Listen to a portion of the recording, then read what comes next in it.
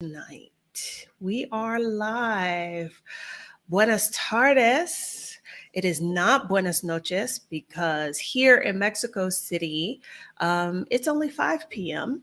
instead of being my normal 6 p.m. when I go live because daylight savings time has not happened here in Mexico. So I know it is 7 p.m. Eastern in the US.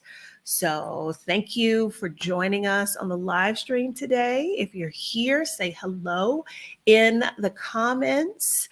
I'm excited about tonight's conversation because I think it's one that doesn't happen a whole lot. My guest, Ebony, was an expat for a while and has since repatriated to her home country.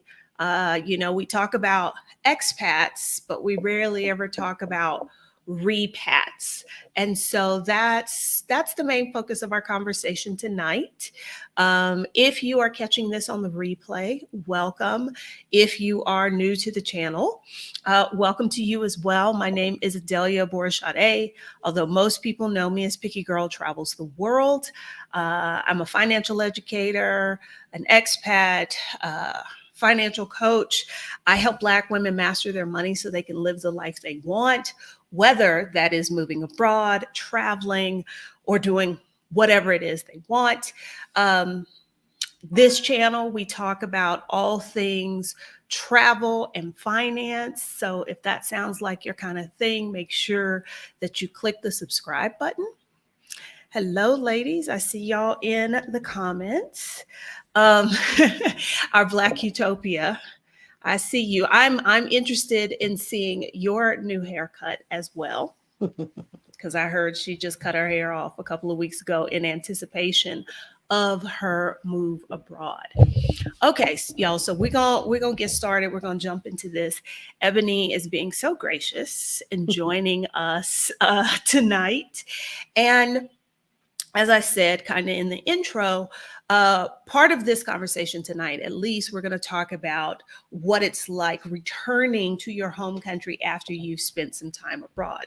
But let's talk about your time abroad. Where, if you considered yourself an expat, where was that experience? I do consider myself an expat, and my experience was in Okinawa, Japan. Japan has a little offset of a small island called Okinawa, and they refer to it as kind of like the Hawaii to the U.S. So Japan mainland, and then you have Okinawa, which culturally is a little different. It is an island, so unlike mainland Japan, it doesn't get all of the seasons. Weather is very similar to New Orleans, Louisiana, which was perfect for me because that's where I actually was coming from. So I spent 3 years in Okinawa, Japan, working as a therapist for the U.S. military that Okay. were stationed there. Okay. Now, did you intentionally choose Japan? Like, was that a place that you were interested in? Had you been learning Japanese? Or because in Okinawa, they have their own language, don't they? Their Yes, own dialect? they have a dialect of Japanese that they speak. No, honey, no, absolutely not. I really I would say that my journey to living abroad was about 4 or 5 years of me deciding that I really wanted to do it. And at the time, I was working as a leader in community behavioral health, and it was an opportunity that I was really enjoying because I had staff I was supervising, supporting about 200 people who had been diagnosed with serious mental illness and helping them get housed. And so it was really good work. I felt good about it. I was making great money, lived in New Orleans single. But I knew that I really wanted to live abroad. I wanted the experience of living somewhere else. And I told myself in my head, I believe that I can live just about anywhere. If somebody else has lived there their whole life, I can give it at least a year of my life. So I just opened it up and said, anywhere it happens. I knew that in order for me to make a living, I would need to do work similar to what I was doing. And that was going to be challenging because with social work, ideally, if you're doing it ethically, you're going to be serving the community that you have some connection to. we know how it is to try to get services and have people who are completely unaware, just culturally and insensitive, right? And so I knew I didn't want to go and do that. That just because I was Black didn't mean that I would be able to provide services in Uganda or, Jamaica or Europe, right? Like I just We could have you saying that, like, in order to do it ethically, this is what you need to do. We could do a whole conversation on that. But yes, I feel you on that. And I think, it's not like teaching English, No, conversational no. English at all. I feel like that's great. That crosses all cultural backgrounds. But when we're talking about providing social services to vulnerable populations, that wasn't going to be me stepping into that role, unless it was in some sort of capacity of consulting, which is very popular in Europe for U.S. social workers to consult. And so I had considered that is my option because I was thinking, oh, I find somewhere that has a licensed community so that I can go and get licensed there, and then maybe there'll be some opportunities to consult in those communities until I become comfortable with taking on clients, and or a community that had Americans, so I could try that. And after applying for jobs, I applied for opportunities, which I wasn't really looking for opportunities based on place, based on location. It was just based on the job and some of the concerns that I had. And the two places that were most popular for me was London because of their interest in U.S. social workers, and then also South Africa. So SA was starting to build up their border social work. And so it was an opportunity for me to possibly get licensed there and try. And I was like, okay, South Africa, I think this might be a good vibe for me. But the opportunity never happened. Is social work one of, I know that South Africa has a critical needs list Hmm. for work visas. Is social work one of the fields on that list? At the time, no. At the time, it Okay. was not, which is why the way that I was going to try to get into the work and get a work visa to be able to stay was to get myself licensed first and then Okay. find a job. Okay. And All so, right. and they were hip to the idea of foreigners coming in and doing the social services there, because a part of their application process was like a series of essays you would have to write about problems that they had identified, Okay. and what resources you could identify, how you would solve these problems for citizens based on, certain needs. And it was like, I have no clue how I would deal with a mother who's expecting, who lives, outside of a city in In a South Africa. I have township. no clue. And I was like, they Okay. got me here. So it might not work out the way I wanted. But I continued to look, and I was looking on US sites. I found the sites in other countries to be very daunting and hard. And a lot of times, like, there will be language barrier because maybe it wasn't written for me, and trying to translate things. So I just stuck to Indeed, USA Jobs, LinkedIn, and I ended up finding a contract position on Indeed and started out as a DoD contractor, and was able to get an opportunity as a social worker embedded in a unit with the Air Force In Okinawa. in Okinawa. Okay. All That's where I right. spent all of my time there. Okay. And you previously said, like, people live everywhere. I can live anywhere. I can do this for a Hmm. year. Was that the plan?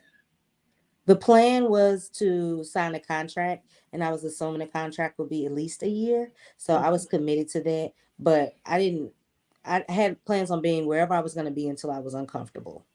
So Okay. I was like, yeah, I'm gonna go and see. And my family used to me kind of going and leaving and moving. And so they're like, okay, well, we'll figure out how to keep in touch.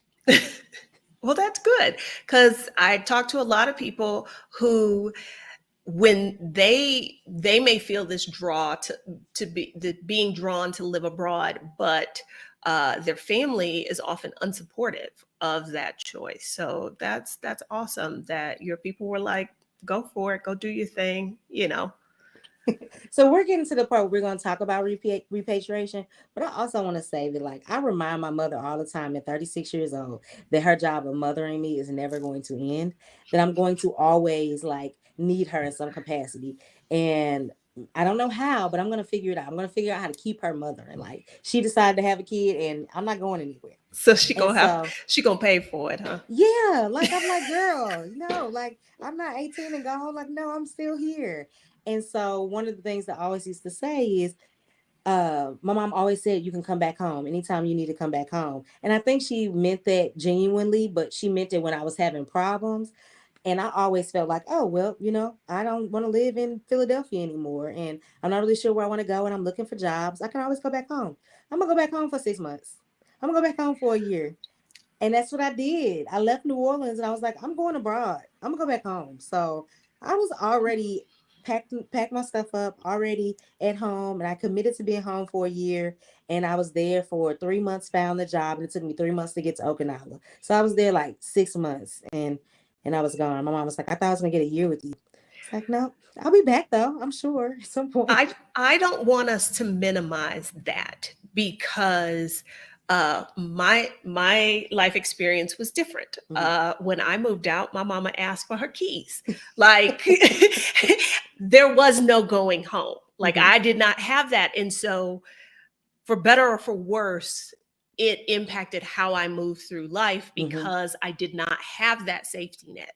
So I'm listening at you say this, and how much I almost want to say freedom that gave you Yes. to try things, and maybe it doesn't work out or what Yep. have you, because I can always go home. So I don't want to minimize that because I think that's a very, very big thing. Yes. And I mean, I don't take it for granted. It is absolute privilege to always feel that way. And I'm sure my mom is much more careful with her words now that I'm married and got kids and all that. But because I will take all of us home. I was gonna say she could get But all of y'all. she will. And so, but yes, it is an absolute privilege. And she was so happy to see me because she knows that, like, I'm up to something and something will happen. And so when I got there, like, I was on the job hunt, but I knew that I didn't want to just, again, me thinking ethically as a social worker, I didn't want to abruptly leave my clients and be like, I'm off to Japan, see y'all. So I made a plan and packed up my stuff and left, and planned to do something part time, something that didn't involve having a client base in Okay, St. so you Louis. kind of wound down things in Yes, anticipation of this yes, move. Okay. but no job, but Okay. wound down with anticipation. Okay. Yes. Hey, that's all right. Okay, so we've already established you don't speak Japanese. You were No, not, ma'am. like, Japan was not on your radar necessarily. So you get there and you are at least doing work that you are familiar with. Yes, You're doing it in a language that you speak. yes. Um, how was your experience in Japan? My experience is really good. What I realized, or before going, what I was thinking when I was thinking about places that I can do my work ethically, I also wanted places that I thought that I would be comfortable because I wanted to stay as long as I could. And I didn't think that Japan would be able to offer me the homey feel. And the homey feel was being able to get Jamaican food wherever I go, being able to find the good, being able to Black men watch, just like be able to see people that look like me, get my hair done, the creature comforts that I needed. And I was willing to adjust and travel far to get those, but I didn't think Japan was going to be able to offer me that. And I think I was as successful as I was because I had the first time comfort of having base, which is very much American land, right? Like United States. And it had all those comforts, nails, get my hair done, braided, whatever. And so I had that as a place to go. So I feel like I do attribute that to a lot of my success of being able to be there 3 years and potentially could have been there longer if I hadn't repatriated. Okay. All right. So you had a good experience. So Yeah, then I really did. that of course begs the question, Hmm. why return to the United States? Okay, so before I say why I returned to the United States, I'll say first that I that although I had the creature comforts of base, I did do as much as I could to get involved in the community and to live off base, live far enough from base that I had neighbors who were Japanese, who were Okinawan, to eat at restaurants, not just the tourist spots, but to try different foods, to try to be respectful of holidays, to buy local, to go to places that had no English speaking, was Japanese speaking only, so that I could really try and give myself the non-tourist experience, which is exactly what I wanted. Okay. So that little caveat that I Okay, did so branch you out. were there for 3 years. Yeah. You kind of had a soft landing Hmm. because of the nature of your work, put you in proximity to a U.S. Air Force base. Yes. Okay, and you didn't stay in that bubble, Right. so to speak. Okay, so Right. you got the experience. So again, that still begs the question: Okay. why leave? Why leave? Because of a man. Because of a man. um, you know what? I mean, that's the simple fact. Because of a man. It is what So it is. I went to Japan, a single woman, had been single for a few years, and was really going to increase my professional experience and to have the experience of living abroad. Wasn't really concerned about relationship status, whether I would meet people in Japan or not. I quickly learned that most military men are married, almost married, or too young for me. So it just, I realized that it wasn't going to happen in Japan very quickly. And as a therapist, I had to be discreet because my community touched so many people and so many families and stuff like that. But while I was there, they said, hey, we need all our social workers to go to a training. And I had only been there 3 months. And they were like, we need you to go to a training. The headquarters or the main base is in the US. That's where most of the social workers are. We only have about 6 who are outside of the US. How about you all go back and for a week get trained and to learn to do things our way? Okay, well, you're gonna send me back. I haven't been there long. I'm gonna make the best of it. So I Okay. ended up going to Tampa, which I think that was my first time in Tampa, not in Florida, but in Tampa. And I went for the conference, enjoyed it. But at night, I'm like, I got to see if I can make a connection, you know. So I did what I do, which is hop on online, and my dating site of choice was Plenty of Fish. Okay, well, I wait. What year was this? This It's was, 2018? yes, 2017, yeah. Yeah, see, 2016, 2017, yeah. So I hopped on Plenty of Fish, the Walmart of dating sites. You got to indeed. pick through. And I mean, in a week is enough time for you to be stressed out and be like, this is why I live in Japan. Right here. This is why I want no parts of this. But I lined up like 1 or 2 dates and only one of them ended up happening. And so I ended up having a date, this guy, and we hit it off. And it was we ended up going on 2 days back to back. And it was great. I had a good time. And I was like, all right, I'm going Okay, back to let Japan. me interrupt you. He knew that you lived in Japan? He learned that I lived in Japan on the first date. Okay. He's so I mean, if you've been on Plenty of Fish or you've been online dating, there's very little you actually believe about a profile. Okay. My profile stated I was in But Japan working. nobody reads He them. didn't believe it. So, You barely believe the picture. So, we saw each other. Wow, you actually look like your profile. Great. That's half the work. All right. And so I started to tell him things, and he was like, okay, it's believable, but I still like need proof.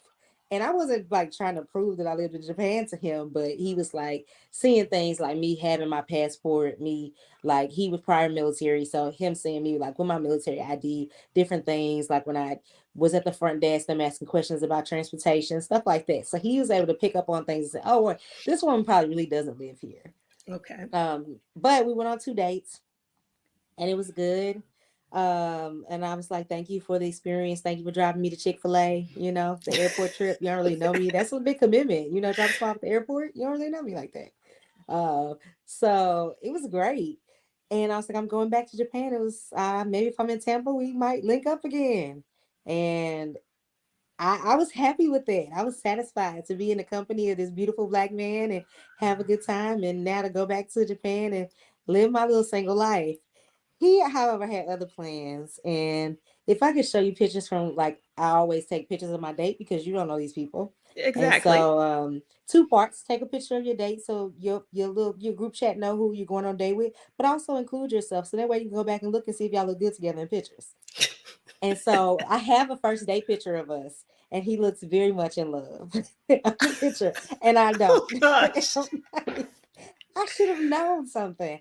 So in his head, he was like, "This is going to happen. I'm going to make this happen." And so he kept in touch. And for about, it took me about 3 months to realize that he was really like keeping in touch with me and like scheduling time to talk and interested in me. And I told my mom, like, I think this man really is interested. So we kept dating. It got really serious. We committed to seeing each other every 3 months since we were in a committed relationship, which is easier from Japan. The shortest flight is from Japan to California. So trying to like figure out how to get to Florida, which is like another like almost half your day. Yeah. So I made a commitment. I went back.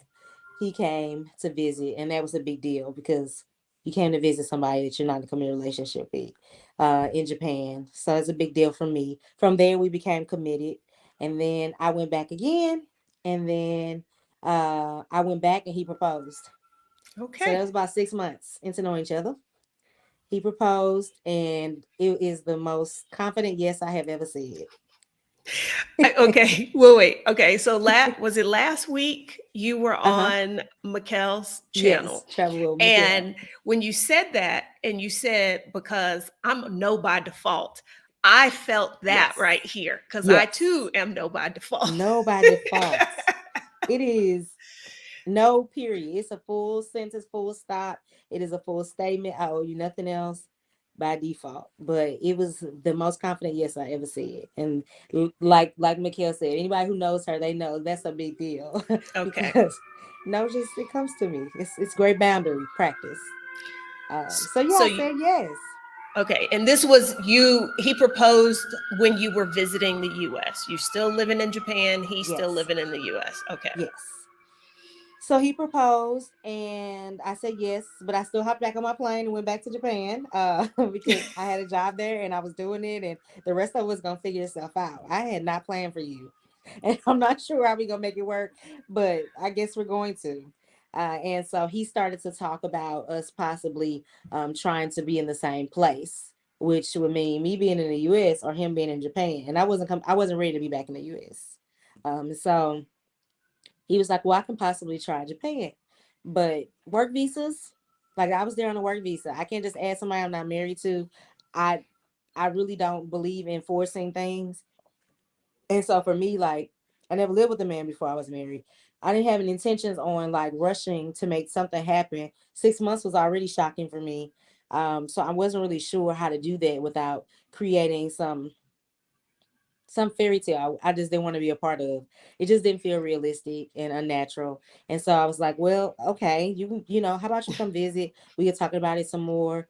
And again, this is a man with a plan. And while I was out here doing what I was comfortable doing, which was doing social work, he was figuring out the other parts of the path. And so he came down and he started to apply for jobs, which is easier because he used the local address, which was mine, and Okay. was able to find something because of prior military experience. He found something on base and was able to get his own work visa and had a car before his tourist visa was up. He had a job and a car and was able to live in Japan on his own right without us needing to elope or anything like that. So One I thing said, well, I I guess you're here to stay.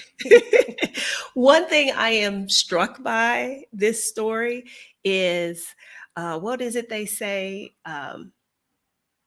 If he's into you, you will know. Like Oh there's yeah. no room for Yeah. confusion. And this is a prime example of that. Yes. Like there is no doubt what Yes. this man's intentions were.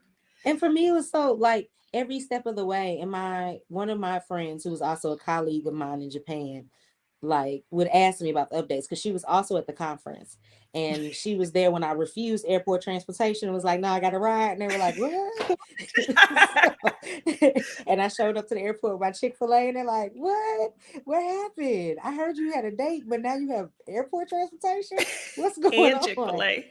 And I'm like, look, like this happened. I told them about the story and everything, and they like, okay, well, good luck. So they were asking for updates, and I was happy to update them. And she was like, you always, every step of the way, was just kind of like, I don't know. I'm gonna see where it happened. I'm gonna see where it go. And then, then I'll come back and be like, well, he's here, he's living here. So she'd be like, so that means it's like it's real. I'm like, yeah, we're gonna see what happened. We're gonna see how it goes. No by default.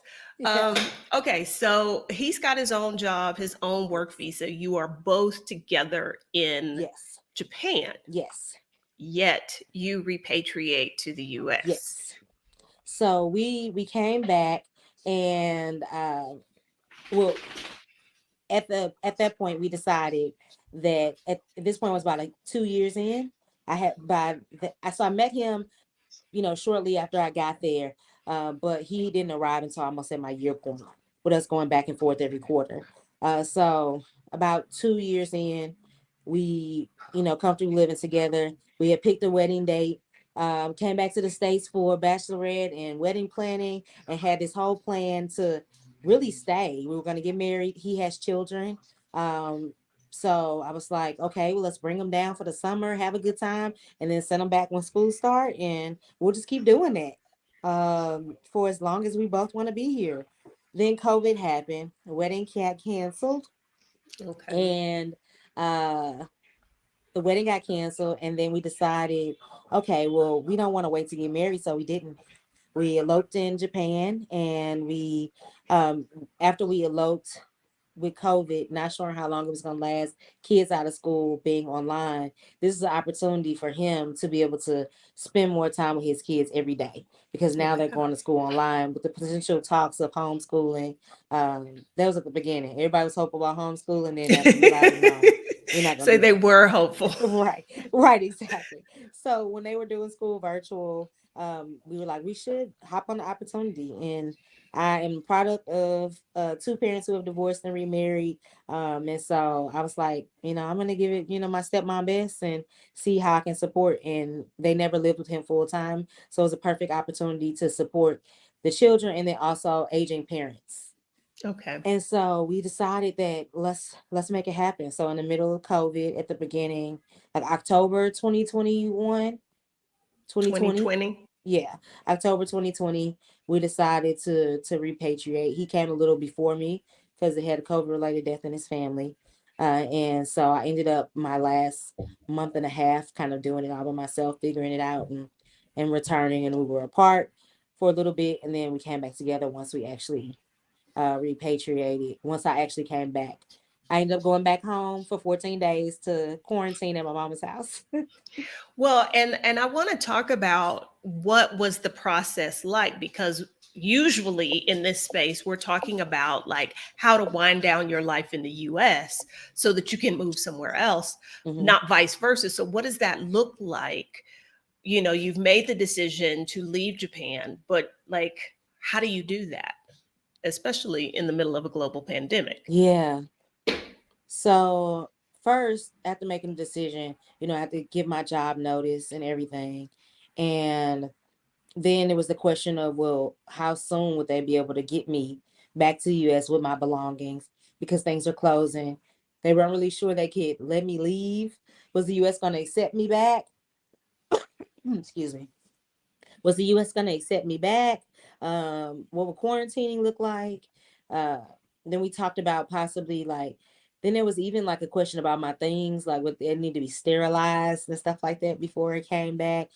So a lot of talks of like what procedures needed to be followed.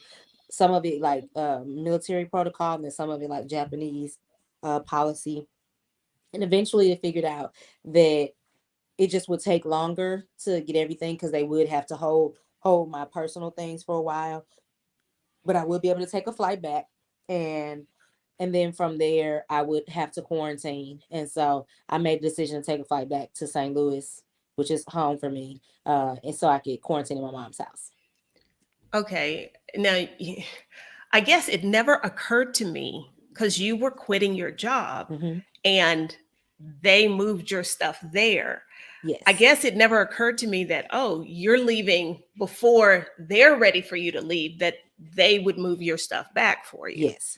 Okay. Because see, So I it's all expected built them to into the be contract world. okay. Because Yeah, I so it's expect them to built be into the like, well, contract. good luck.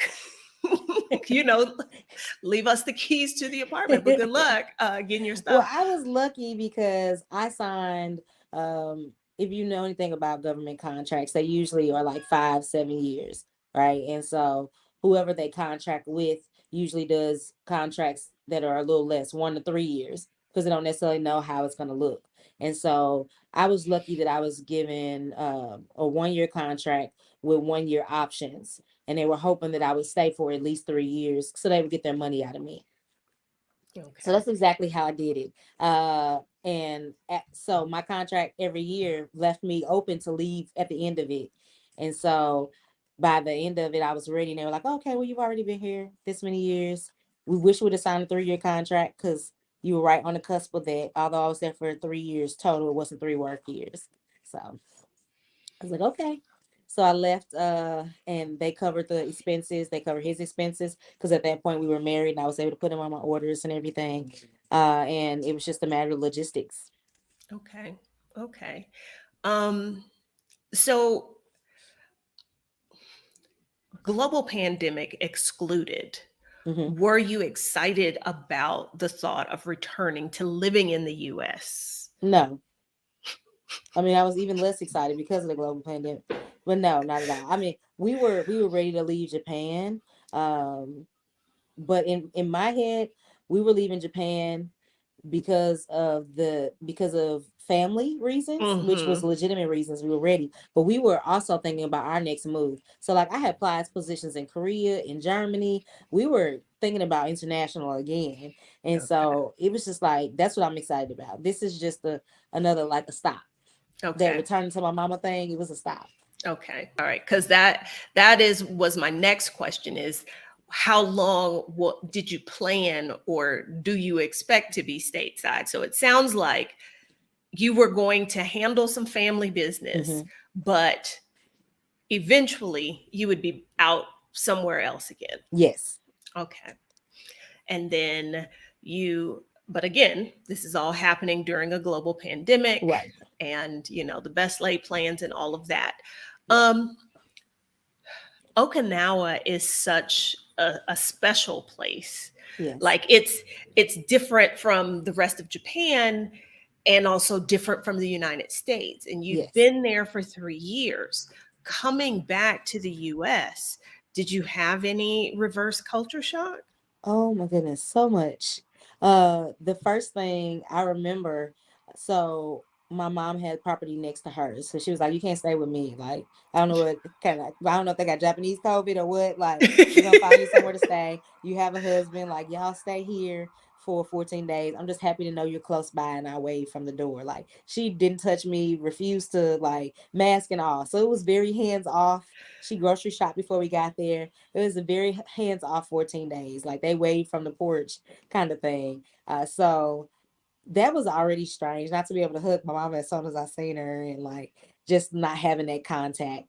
But I remember her calling to check on us and we had watched TV and I was looking at these commercials. I was like, what is black girls on TV looking like me? Like they got like they thick and they got natural hair and they, and they eye rolling and I just feel like what happened? Who put them on TV? It was such a shock to me to see so many black women on commercials and commercials period that weren't in Japanese because even though I had Netflix and I had was able to stream movies and things like that in the US, a lot of the commercials and stuff are Japanese. So which surprisingly to me had a whole lot more white folks in the commercials, European and American than Can't say Japanese, I'm which surprised by that, but it surprised me at first, but after being there a while, I realized, you get it. culturally, yeah, You yeah, get it. colorism is happening everywhere.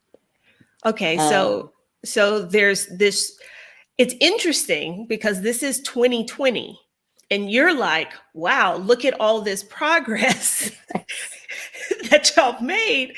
And there are people who look like me on TV when Yes. I would imagine people who had been in the US the whole time might not have seen it quite the same way. Right. I think it was, a slow progression. And so they were kind of used to it. And nobody really pays attention to commercials. But obviously people do because they were advertising to people that's paying attention. Right. And then also like even the natural hair product aisle went from like a little section to an aisle, like Target doing full on campaigns. And Yeah. like, I'm like, really? I don't know if I just missed it or if, now I'm just keenly aware, but it was just beautiful. I'm like, we had a whole aisle, not just a little corner over here. But this is beautiful, something to compete with the beauty supply stores. So Okay. those are Now, the first two things that were most shocking for me. well, the lack of physical touch, like, okay, we'll chalk Yeah. that up to the pandemic. And what you're describing about watching TV, to me, that sounds relatively positive. Hmm. And normally, when I think about culture shock, I think of it as a negative. Yeah. Did you have any kind of negative Yes. experience? Okay. Would you like to share? The Just getting off of the plane, and I experienced this every time I arrived in the US. Mind you, at one point I was coming, every 3 months, or having some contact every 3 months or whatever, in the airport. It's so loud. Japanese culture is very private, very quiet. Even if you go in a restaurant, you see people talking, but you like, I don't hear them. I don't hear the laughter. I don't hear the interaction. There's not loud music playing. I remember the first weekend I got in my car, I was in Okinawa. The weather is nice. It's like early May. So it's just nice outside. I had my windows down. I had my big shades on, and I'm blasting Beyonce because look, girl, you didn't made it. You living abroad. You got your little car. You driving on the wrong side of the street, which is the right side of the street. Like things are going well. And I remember getting to a stoplight, and it was like eerie quiet. And I looked around. Everybody is looking at me. Because you Uh, making all that noise. well, yeah. I mean, I'm also this black girl with purple lipstick on and an afro and sunglasses on her way to the beach to live her life, and but I'm making a lot of noise, and I'm not respecting everyone else's privacy, and so I made a choice that doesn't consider that everyone else might not want to also be exposed to my sunny day. And so most people in Japan have like curtains in their car, like it's serious. Okay, but what you just said, that you didn't take into consideration other people. Okay, and I'm contrasting that with what I know to be true about a lot of American culture. Hmm. So, In some way, they're encroaching on my freedom to be as loud as I want. Like, what you mean? I should be able to be loud and proud. but I'm also thinking about in the setting of the pandemic, because Hmm. I was in China at, Okay. well, or at least for part of it. And as I watched it unfold, it became very evident to me that there was a strong lack of concern about other people. Yeah. So, like, you moved to this country and lived in this country for 3 years, where it is expected that Hmm. you take into consideration how you impact other people. Hmm. And then you return to another country and it's like, I'm gonna do what I'm gonna do because I gotta Especially put me returning to first. Florida, like there was no mask wearing, no line, no distancing. And that was the second thing I was gonna say. Just how loud it was, which was just abrupt to me. And I'm just like, it's just too much. Like the airport was overwhelming. There's restaurants and bars and people talking and drinking, all of that. And I'm just like, I just want to get to I felt like a little Japanese girl. Like I just want to get to my car. Just, and I had my mask on and my gloves, and I'm in full, COVID riot gear, just like ready to get out of the airport, no germs. And yeah, no. After we left St. Louis quarantining with family, I was able to go to Florida, which is where we are now permanently. And it was no rules. They were already in Okay. January of 2021 already disregarding and rebelling against the COVID guidelines. Well, I mean, I don't know that there are places more polar opposite than Japan and Florida. like True. in every way I can imagine. Very true. Um, Yeah. can were there any other instances where you were like, "Whoa, this is I know I'm from here, but this is a hard adjustment after being gone for 3 years?" The thing that I was warned about by military members is like to prepare yourself for going back to the States, prepare yourself for your concerns for your safety, because there was such a liberation with being able to be in a place that was truly low crime rate. You know, and also one that was just built on like a trust system. Like they're just like one of the small things, always an umbrella. Anywhere you went, there was always an umbrella you could use. And it was left there for the purpose of if you didn't have one, you could use it. And the idea is that you use it and you bring it back. Not even with the expectation that you bring it back right then as soon as you use it. Like it could be the next day. It's fine. Oh no, it's fine. I go into my leasing office. I don't have umbrella. It's okay. Bring it back tomorrow when it's not raining. Like, it's fine.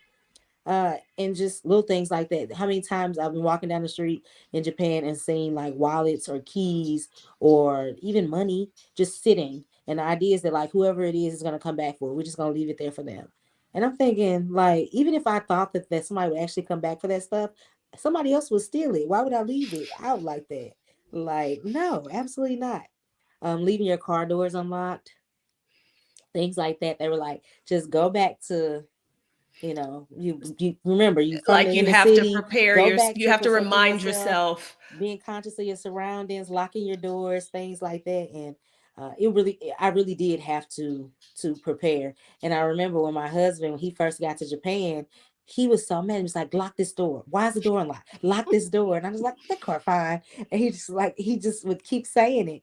And I was just like, I'm looking forward to you getting to relax and to not feel like that same, 6 foot black man that lived in Florida or, visited St. Louis, for you to have a different experience in Japan.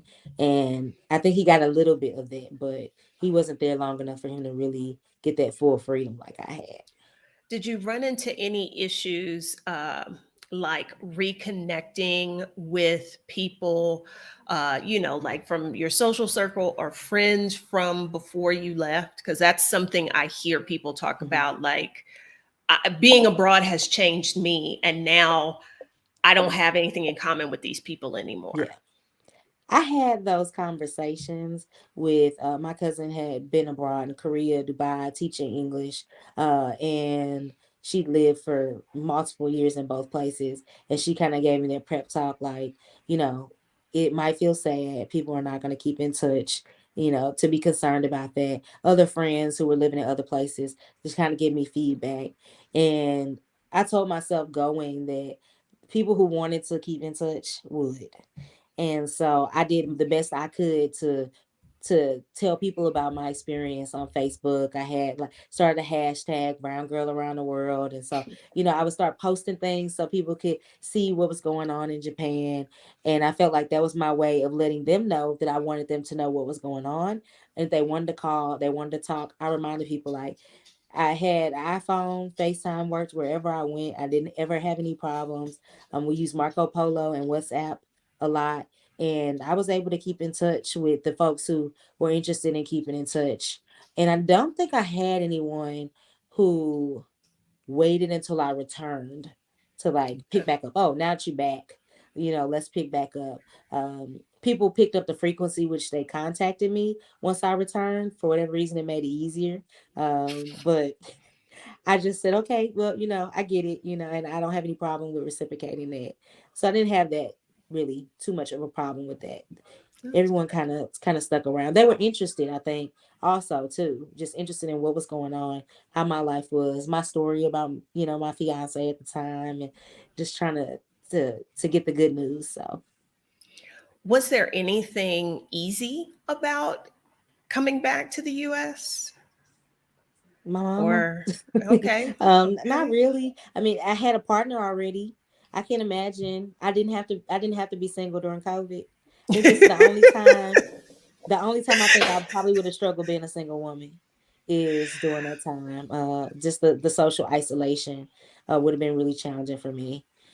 So yeah, I enjoy dating. So I don't think I would have done well. So I didn't have to do that part of it. Okay. Yes.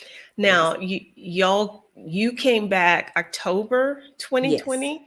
So you've been back a little bit over a year. Yes. Did you expect to be in the US this long?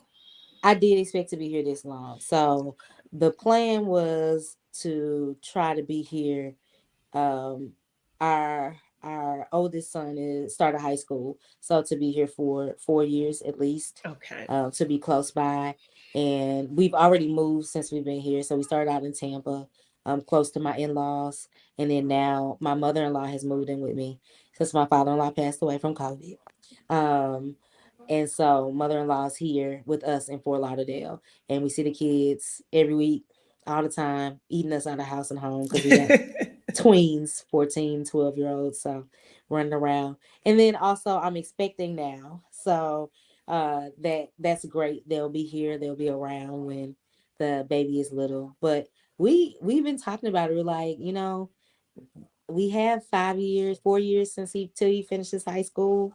And we're not even sure we want to commit that long. Like, he's doing so well, he's so well adjusted. Like, um if he wants to stay, he can, but so many children who move around and have global experience. And so we have been really considering, especially since we've been expecting, just the medical care here. The US do better. Like, it's just so challenging. Just the hospital experience, that is something that's delayed culture shock, I guess I would say, because I didn't have the experience. I remember spending like $14 to get my teeth cleaned in Japan. Like, and now I needed 4 appointments before I can even talk about getting my teeth cleaned, and x-rays and an exam, and then I talked to the doctor. It was, yeah.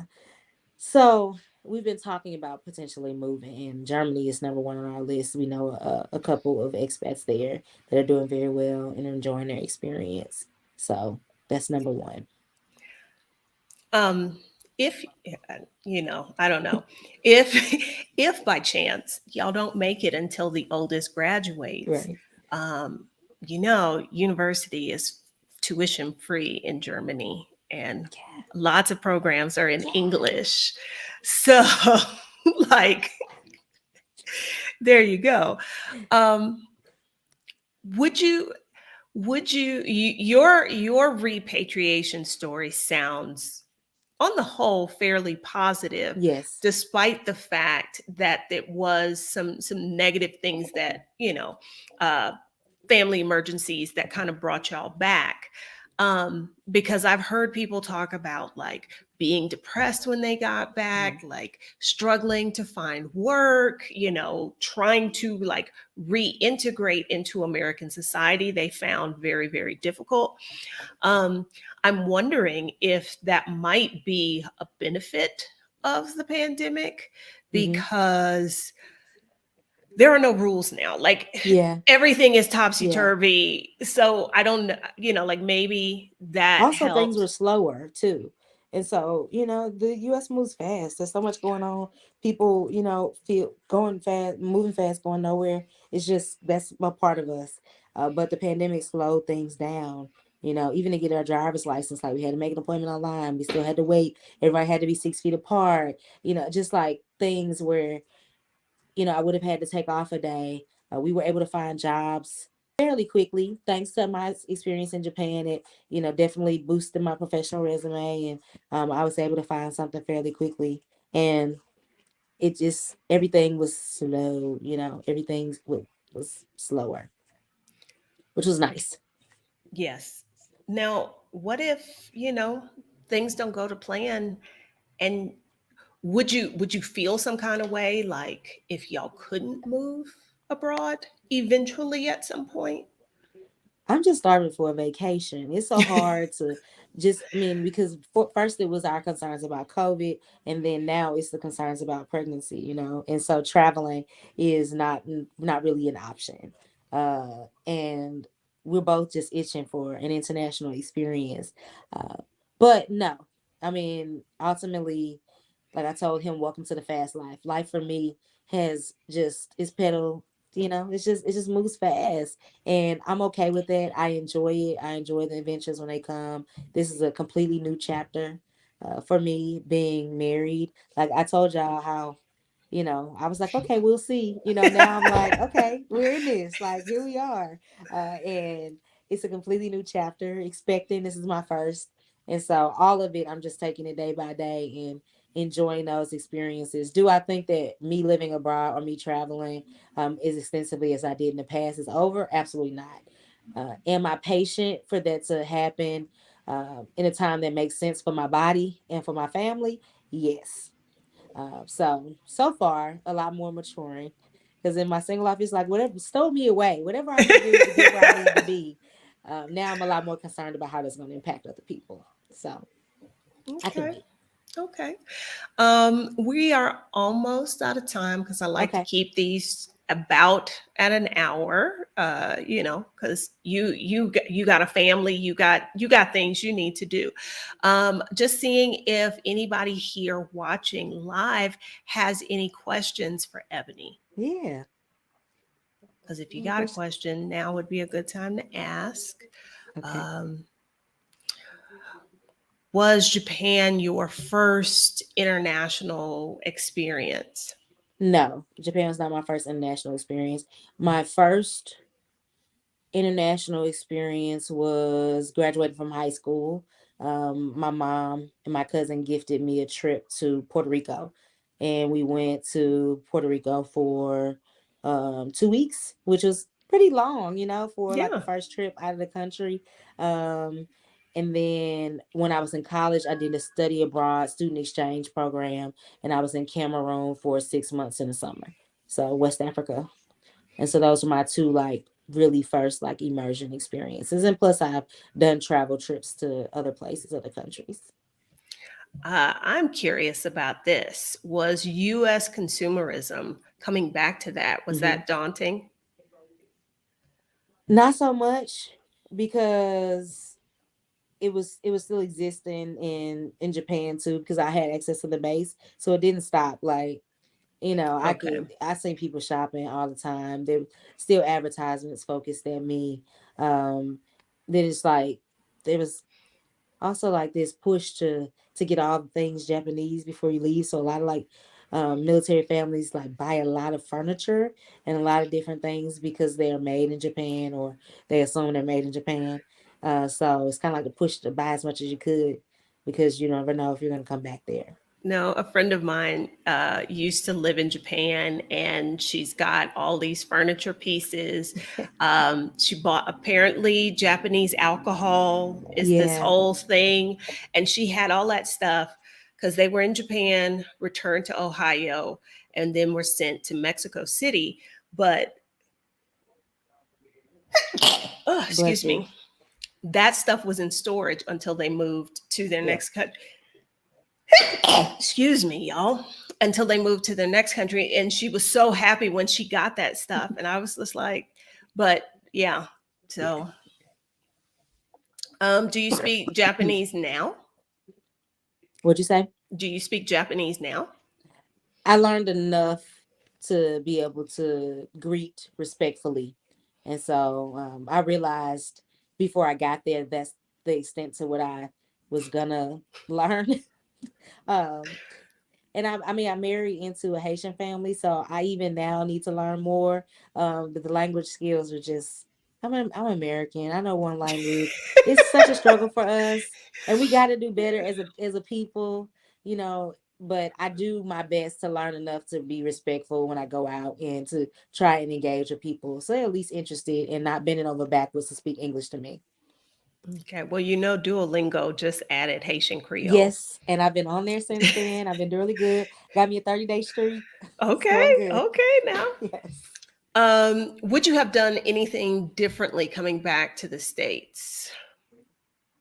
Um, I don't know that I could have done anything differently. Okay. I feel like everything good that has happened is as a result of me making a sacrifice and coming back to help with family and to be present for my new children. So Okay. all the Okay. good is happening because we did what we were supposed to do. The universe tends to unfold as it Yeah. should. Um, what things would you pieces of advice, or Mhm. what suggestions would you make for anybody who is finding themselves needing to repatriate and return to the US? Do as much as you can to prepare in advance for the logistical stuff. Save, like, like extra money if you can, emergency fund, just to be prepared for the drastic financial difference. I find even with countries where it's like the dollar and the yen are pretty close. There's just stuff that just is taxed in the US. It just costs more, like food, seems to me, food seems to be cheaper almost anywhere else. So just to be conscious of that, um, is one thing, as much as you can. And then two, if there's opportunity to plan for your reintegrating into family and friends and the social environments that you have around you, take your time. Like I said, we had the opportunity to quarantine for 14 days, but people wanted to see us. They wanted to have dinner. They wanted to see how we were doing. They wanted the gifts that we bought them back. They wanted, like, immediately. They wanted to put hands on us. Like, so many people were like, I didn't think he was coming back. And I'm just like, we told you you were coming back. Like, even if it was just for a visit. So take your time and space it out, so then that's not another thing that's overwhelming for you, especially if you have a family like mine that is like wants to put you right back in the fold. Oh, you back? Go pick your niece up from school at 4 if you can. Thank you. You got to rent a car, right? All right. Okay, well, you don't. Okay, well, use my car. And it's just like that was a 15-hour drive. I mean, flight. Can I get some sleep? Can I eat? Like, so if you, especially if you have demanding folks like that who out of love just want you to feel welcomed and back in the fold, take your time with that. And then I think the third thing would be, don't be afraid to introduce people to the new stuff that you learned. Like, for us, one of the big things is no shoes in the house. Like, that's shocking for a lot of people. Like, we're serious about it. Like, we picked it up in Japan. We want to get a shoe closet everywhere we move. We're serious about not wearing shoes in our house. We get it. It makes sense. I don't know why we haven't been doing it all this time, but like, we're passing it on to other people, and as much as we can, converting them, so then we don't have to worry about being barefoot or without shoes in their house. So, teach people your new ways, the new things you learn, the new seasonings. Show them that stuff. And if you have a mama like mine, she might be like, no, no, thank you. Yeah, keep that. That's sweet. You learned that. Oh, That's that's cute. Yeah, but don't put that in my pot. I'm not interested in seaweed. No, thank you, ma'am. So, but introduce them as much as you can. I was shocked at how amazed and interested little kids were in, like, just seeing yen mhm. and just feeling it and stuff like that. And I didn't think that was a big thing. I'm like, oh, okay, it's just like nickel. This is worth the same amount. But they were fascinated, and that was a better gift for a lot of the kids than some of the Japanese toys I thought they would be interested in. Yeah, it's the same thing like giving a kid a box. Uh, thank Yeah. you, Beverly, for the super chat. Um, is there anything you miss about being in Japan?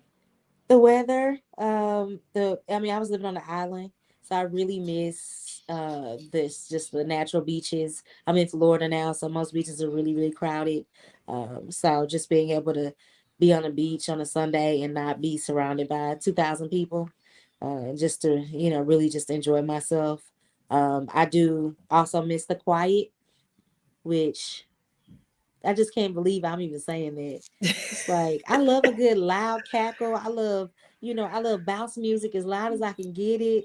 But when it's just peaceful and quiet, and if I get those moments, like we went to the beach in the middle of the day, and I get those moments where it's just really quiet, we talk about how much we miss Japan and miss Okinawa. So those are things that I miss.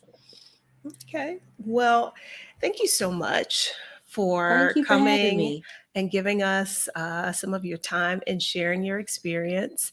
I see a couple of questions about the hair. I got the hair done Okay. last week in Panama.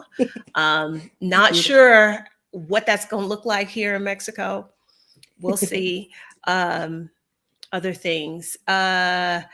If you have been watching stuff on this channel and you've heard me talk about the Get Started Investing Challenge, the 6-day challenge, where we walk you through step by step how to invest in the US stock market. If you're interested in that, registration is open. The challenge starts Sunday.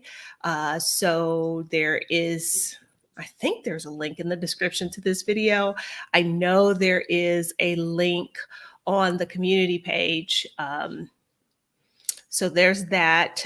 Thank you, Tamara, or Tamara. I'm not sure, but thank you for the super chat.